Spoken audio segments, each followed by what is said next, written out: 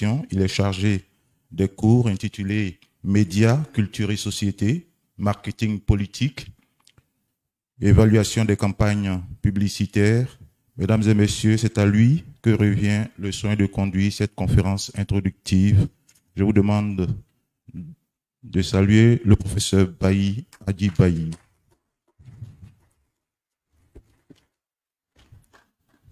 Qui développera le thème contribution de la presse nationale à des élections sans violence.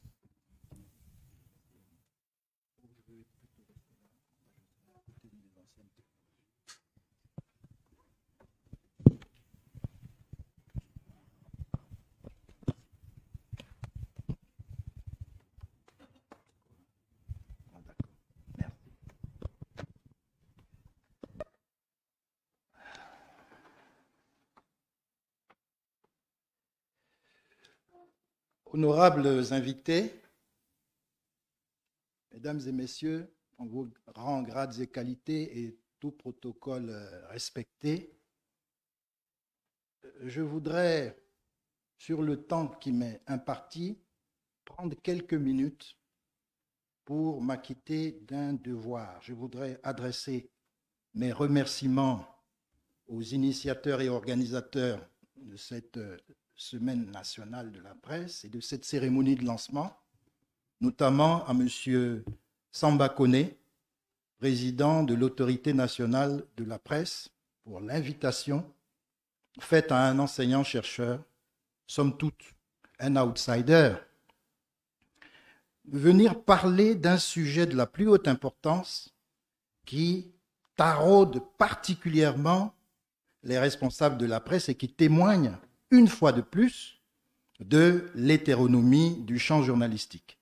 Cette invitation est une manifestation de l'estime que vous avez pour l'université ivoirienne et pour l'importance que vous lui accordez. C'est remarquable, surtout dans un contexte où nous, disons les techniciens africains du savoir pratique, pour reprendre l'expression de Jean-Paul Sartre, sommes plutôt formatés et programmés pour valider les idées qui viennent outre-Afrique.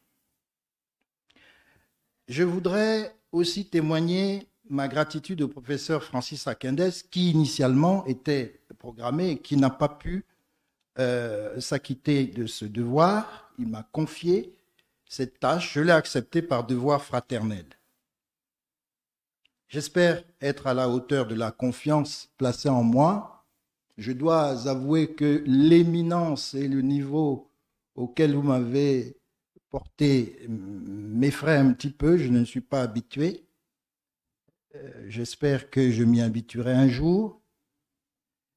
Je tiens cependant à préciser que si je supplée le professeur Akindès, je n'en suis pas son porte-parole. Parce que, étant donné le caractère délicat de ce thème, il faudrait que j'assume ce que je serai amené à dire. Avant d'entrer dans le vif du sujet, comme on dit, j'avoue être quelque peu gêné d'être là, face à vous, professionnels du journalisme, des médias et de la communication, pour tenir un discours ex cathedra, normatif ou même nomothétique, sur des sujets que vous connaissez certainement mieux que moi, pour les pratiquer et les vivre de l'intérieur. Monsieur le Président Samba Koné m'a rassuré sur ce point. Je dois dire que quand j'écoute les intervenants qui sont passés avant moi, je me demande ce qu'il faut ajouter de plus.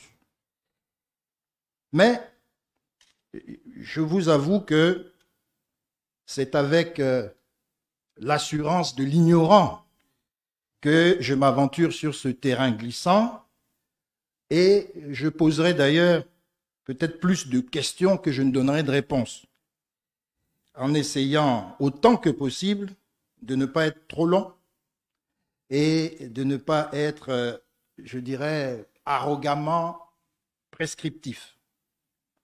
Je vous remercie donc très sincèrement de m'avoir associé à cet échange. Le rôle essentiel que la presse ivoirienne peut jouer pour contribuer à des élections pacifiques, libres et équitable dans notre pays. Comment, dans un contexte où la presse classique semble délaissée au profit d'autres sources d'information sur Internet principalement, comment la presse ivoirienne peut-elle contribuer aux élections en Côte d'Ivoire, élections sans violence physique, avant, pendant et après le vote? Alors, j'espère ne pas outrepasser et surinterpréter l'idée rectrice de la note conceptuelle qui aiguillonne mon intervention. Une question m'est immédiatement venue à l'esprit à la lecture de cette note. Les journalistes sont-ils les maîtres du jeu de l'information? Les journalistes sont-ils encore les maîtres du jeu de l'information? Ont-ils jamais été d'ailleurs les maîtres du jeu de l'information? Alors, je voudrais revenir sur les questions du jeu de l'information et du jeu politique, très brièvement. La question de la contribution de la presse à la tenue d'élections sans violence dans notre pays se pose effectivement dans un contexte de démocratisation des technologies de la communication où le journalisme et les médias classiques n'ont plus la préséance du montrer et du dire. Ça intervient dans un contexte de perte d'autorité du point de vue, un contexte de contestation, disons, des versions officielles. Le journalisme et les médias classiques n'ont plus, par ailleurs, l'exclusivité de la production des informations et n'ont plus la prérogative des conditions d'accès, des conditions de l'accès à la diffusion des informations. Beaucoup d'informations sont aujourd'hui produites par des personnes qui ne sont pas formées pour cela. L'information journalistique officielle fait régulièrement l'objet de contestations. La période actuelle est marquée par des prises de parole des citoyens ordinaires, des parts de vérité, des coups de gueule. Passez-moi les expressions, elles ne sont pas de moi, elles viennent du terrain, des affairages, des révélations, des casser les papeaux. Si je... Et en plus de la montée du développement du cyberactivisme, c'est comme ça qu'ils s'appellent eux-mêmes, et de l'influencisme, je dirais. Montée de l'activisme, du cyberactivisme et de l'influencisme et la circulation des informations contestant de plus belle le journalisme patenté. Alors, dans ce contexte, les processus électoraux ne dépendent pas des journalistes, mais quelle serait la part de responsabilité de la presse dans la survenue de violences physiques au cours des élections, c'est-à-dire avant, pendant et après le vote? On peut peut-être remonter à la démocratie elle-même.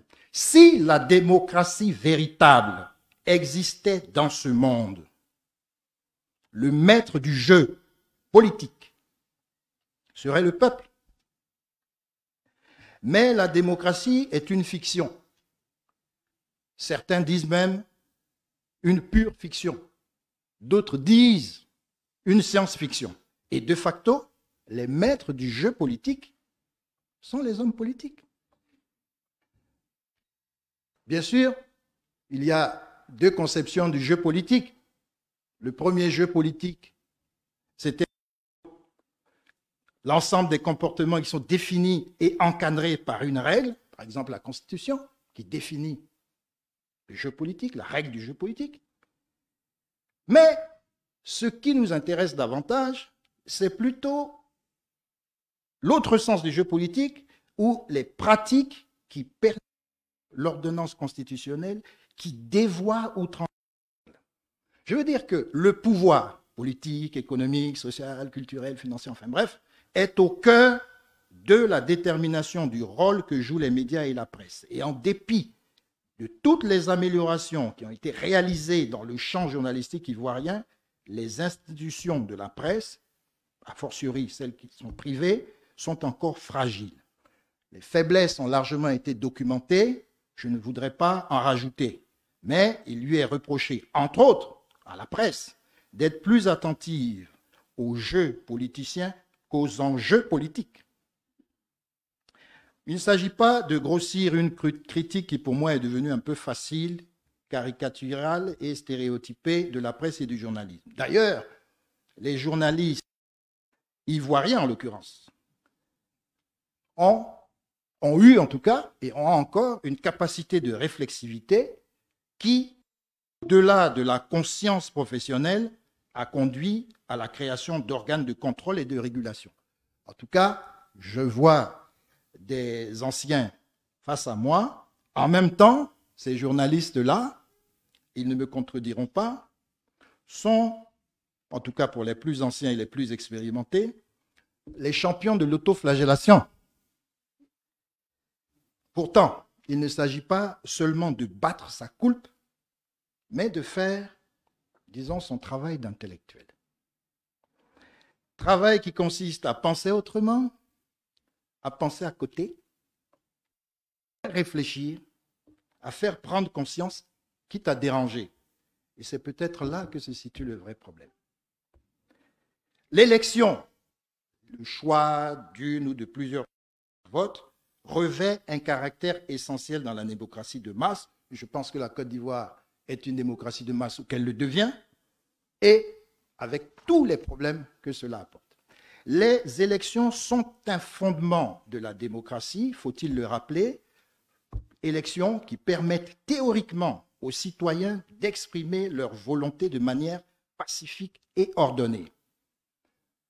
Faut-il rappeler que les élections mal organisées, précipitées ou simplement douteuses conduisent à des impasses politiques? Les élections réussies apparaissent donc comme des moments importants du jeu politique, notamment de l'exercice démocratique. L'exercice démocratique va de pair avec un certain idéal de participation des citoyens à la vie politique et du rôle des médias dans la cité. Les médias, en effet, sont censés affermir la démocratie en même temps qu'ils en sont un miroir et un indicateur. Je pense que ces rappels étaient importants pour que nous en arrivions à la question même de la contribution de la presse à la tenue d'élections sans violence physique. Cela est d'autant plus important que des échéances se profilent, des échéances électorales. Et avec celles-ci, il y a toujours des craintes que des violences verbales et physiques s'expriment. En plus de ça, l'élection, en tout cas en Côte d'Ivoire, dans sa phénoménalité, elle est elle-même confondue avec le moment du vote. On ne sait plus d'ailleurs à quel moment se situe le préélectoral. Est-ce sous l'effet du marketing politique qui prend de plus en plus d'importance et qui fait que les professionnels de la politique et les entrepreneurs politiques sont en campagne permanente? Mais nous le savons tous, dans notre pays, la Côte d'Ivoire, comme dans de nombreux autres pays d'ailleurs, les élections ont souvent été affectées par les tensions politiques et entachées par la violence physique. La presse, en tant que pouvoir particulier et en tant que gardienne de l'information, a un rôle crucial à jouer pour prévenir et atténuer ces problèmes.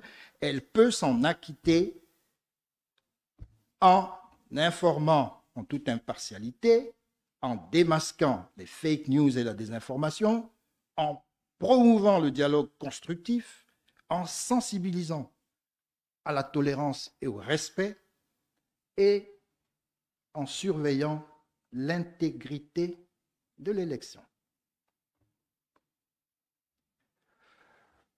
Informer en toute impartialité. La formule semble éculée, mais elle est profonde. On n'est jamais sûr qu'on informe en toute impartialité.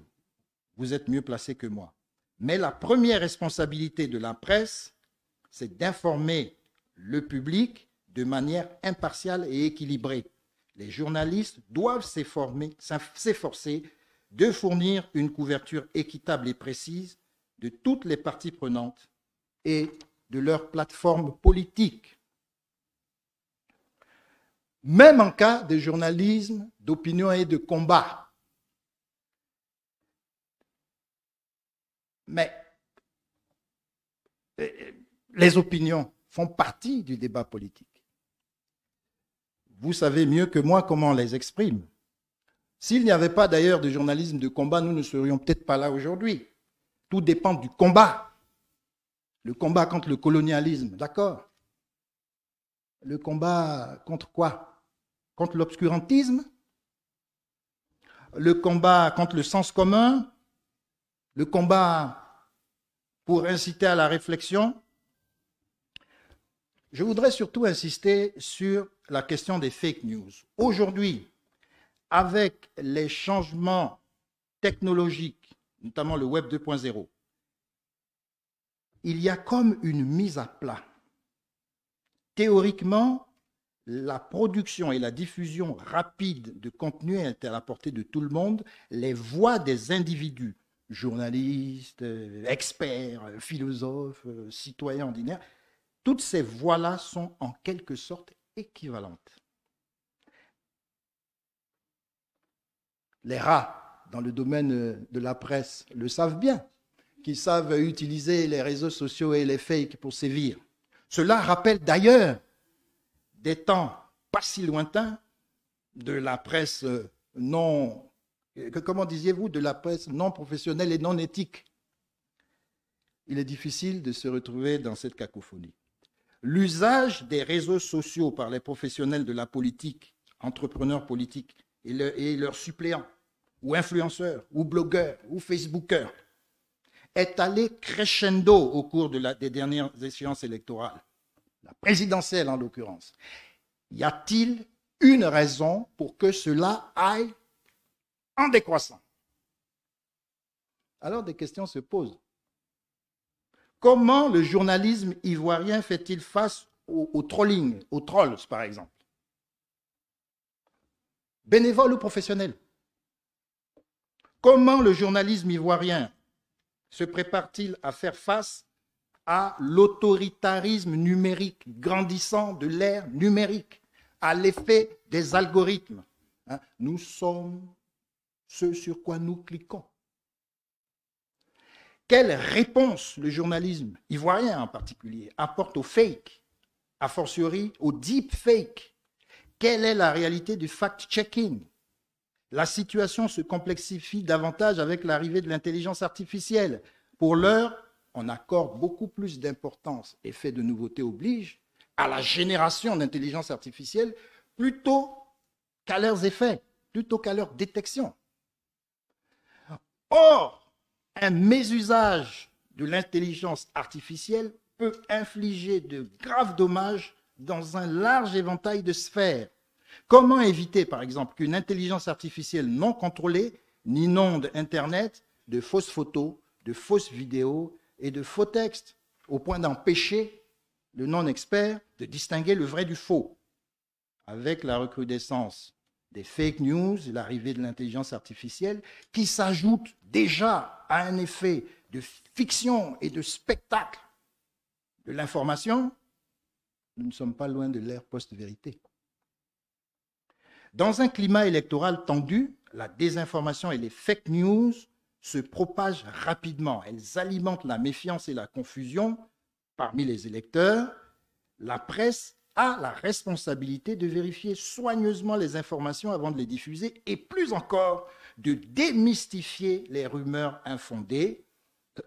Les journalistes peuvent jouer un rôle crucial en expliquant les sources douteuses et en offrant des analyses factuelles pour éclairer le public. La presse peut ouvrir la réflexion sur, je dirais, la manipulabilité des médias sociaux, des réseaux sociaux. J'ai toujours des difficultés à traduire social media, parce que dans l'anglais social media, il y a à la fois l'idée de média et l'idée de réseau. Alors, donc je dis souvent médias et réseaux sociaux. Et à leur vulnérabilité, la vulnérabilité de ces médias et réseaux sociaux face à l'influencisme qui trouve là un terreau fertile et un terrain d'expression favorable. Je disais qu'il faut aussi, à mon avis, mon humble avis, mon avis d'ignorant et d'outsider, promouvoir le dialogue constructif, et ça, la presse peut servir de plateforme, elle commence là déjà, de dialogue constructif. entre les différentes parties prenantes, sans oublier l'importance des corps intermédiaires, comme disait Rosan Vallon, les corps de l'interaction. Ça commence par l'écoute de l'autre, celui qui représente l'adversaire politique. Le débat politique ne peut pas se réduire, je dirais, au mieux à des rodomontades et au pire à des guerres de mots, quoi, des petites phrases assassines. Les médias peuvent organiser des débats publics, des interviews approfondies et des discussions qui permettent aux candidats de présenter leurs idées et aux citoyens de poser des questions pertinentes. Durant la période électorale en particulier, cela devrait favoriser une meilleure compréhension des enjeux et encourager une participation éclairée aux élections. Et pour le dire plus trivialement, il s'agit pour les journalistes de faire, je dirais, leur travail d'intellectuel, de refuser de participer à de la ventriloquie, excusez-moi, entre guillemets, de refuser le psittacisme, pour utiliser le mot cruel de Maffezoli. Et dans cette gageure, le journaliste, ou plus généralement l'intellectuel, court toujours le risque d'être soupçonné ou même accusé par les uns de faire le jeu des autres. Pour faire ce travail d'intellectuel, d'ailleurs, il importe de refuser l'apologétique, mais il n'est pas nécessaire pour autant d'être irrévérencieux pour prouver une quelconque indépendance. Je disais aussi qu'il était important de sensibiliser à la tolérance et au respect. La dernière campagne électorale par des discours orduriers, trash, poubelle, dans les médias et réseaux sociaux. Alors, ces discours n'étaient pas proférés par des journalistes patentés. Mais rappelons-le, les voix sont désormais, pour ainsi dire, équivalentes. Les professionnels de la presse ont pour tâche de produire des contenus éditoriaux non confligènes et soucieux de l'éthique sociale. Ils doivent avoir une pratique encore plus professionnelle au moment des élections. Bien entendu, les acteurs politiques et ceux de la société civile ont pour obligation, à travers leur prise de parole en public, de s'inscrire dans une démarche empreinte d'un esprit de cohésion sociale en temps ordinaire, mais tout particulièrement lors des élections. Il importe de sensibiliser les gens à la bienveillance et au respect, de faire la promotion des discours de respect et de non-violence. La presse peut ainsi contribuer à créer un environnement politique plus apaisé. Les médias ont le pouvoir d'influencer les attitudes et les comportements. Nous avons enseigné beaucoup de choses à nos étudiants avant de revenir sur cette question. Il y a toutes sortes de théories contradictoires, mais les médias ont ce pouvoir-là. Alors, ils peuvent le faire en présentant des exemples positifs de coopération politique et de respect mutuel. Il s'agit de faire son travail de surveillant, de vigile, de watchdog. Un guide ou un code de bonne conduite en période électorale peut aisément être établi, le cas échéant, par et pour les médias au sens large, y compris les cyberactivistes déclarés et les influenceurs déclarés. Les organisations de la société civile ont récemment été sensibilisées à cette question. Il reste donc les professionnels de la politique, les entrepreneurs politiques. Quelle est la contribution des politiciens, des professionnels de la politique, des entrepreneurs politiques, etc., à la tenue d'élections pacifiques?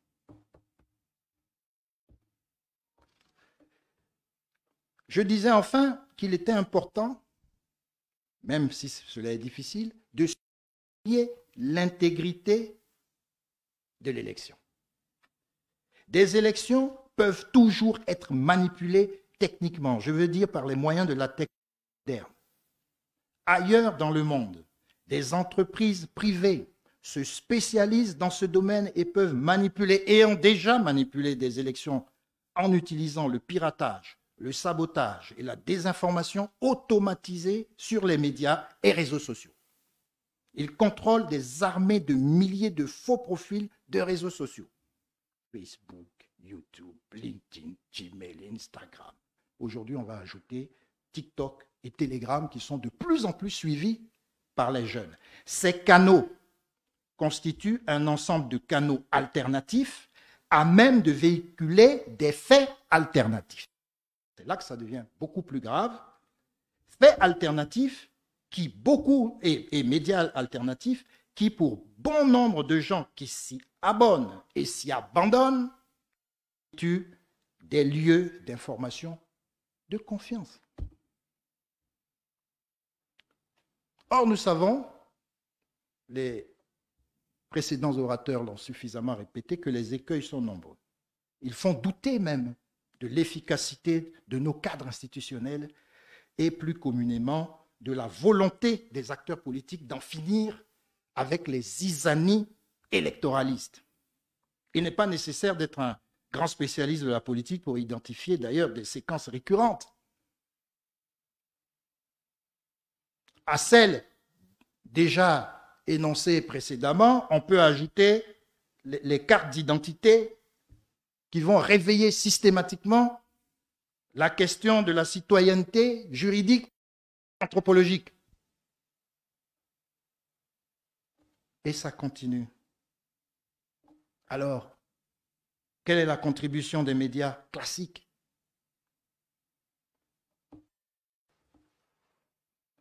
La presse joue un rôle vital, devrait jouer un rôle vital dans la surveillance de l'intégrité du processus électoral. Les journalistes peuvent enquêter sur d'éventuelles irrégularités, sur la manipulation de résultats et sur d'autres comportements anti-éthiques qui pourraient compromettre la crédibilité des élections. Une presse libre et vigilante est un rempart contre les abus de pouvoir. Les médias classiques peuvent continuer à s'efforcer de garantir aux entrepreneurs politiques candidats, aux partis, une égalité de chances d'être lus, entendus ou vus. Viennent ensuite le moment de la proclamation des résultats. Et des épisodes de contestation de scrutin. Mais cela arrive dans les démocraties les plus notoires. Seulement, il y a des voies civilisées de contestation, des voies civilisées de recours. La contestation des résultats d'un scrutin quelconque doit être encadrée. Bien des élections se sont enflammées parce que des soupçons de fraude, voire de vol, de proclamation prématurée de victoire ont été effectués. Période de silence, de retenue, est à respecter, est à observer par les candidats, par les médias. Mais comme les médias ont horreur du vide, il serait bon que les résultats eux-mêmes proclamés de manière progressive afin d'éviter les suspicions et les spéculations qui conduisent à ce que nous savons tous. Alors, ces propos peuvent sembler un peu utopistes. Il faut quand même un peu d'utopie pour que les choses s'améliorent. Je concède volontiers le caractère utopiste de ces propos. Le rôle de la presse est d'aider les citoyens à comprendre précisément ce qui se passe dans leur pays et ce qui est en jeu dans l'élection. Cela permet de prendre des décisions éclairées et de voter en toute conscience. On peut dire que la presse a le pouvoir d'influencer positivement la culture politique et la dynamique électorale en Côte d'Ivoire, en informant objectivement, en identifiant les fausses informations, en encourageant le dialogue constructif, en promouvant la tolérance et en surveillant l'intégrité électorale. Les médias peuvent grandement contribuer à des élections sans violence et à la consolidation de notre démocratie. Mais je le disais plus haut, les professionnels de la politique sont les véritables maîtres du jeu politique. D'abord à la classe politique de civiliser les élections. C'est à ce prix que le phénomène des violences physiques peut faiblir ou même disparaître. Nous avons un aperçu de ce que la presse peut faire pour des élections sans violence. Hormis cette semaine, quelle est la contribution de la classe politique à la tenue d'élections pacifiques, libres et équitables dans notre pays? Je crois que je vais m'arrêter là et arrêter la torture des auditeurs. Je vous remercie de votre attention et de votre engagement pour une presse responsable et des élections pacifiques en Côte d'Ivoire. Merci, professeur, pour ce que je peux nommer sans aucun risque de me tromper, cours magistral, introductif. Merci encore, professeur. Nous en n'attendions pas moins de vous. L'ANP a toujours le nez pour dénicher les perles rares du vivier de la connaissance que la Côte d'Ivoire a. Merci encore, professeur, pour ce... Le sens de cette session, mesdames et messieurs, ce sont les prochaines élections et les acteurs de cette activité sont présents. Ils vont, n'est-ce pas, s'exprimer à l'instant. Nous allons cependant permettre à monsieur le représentant du ministre de la Communication, qui est appelé à des tâches urgentes, de se retirer. Il a voulu absolument, il a tenu, n'est-ce pas, à écouter le professeur avant de se retirer. Nous en remercions.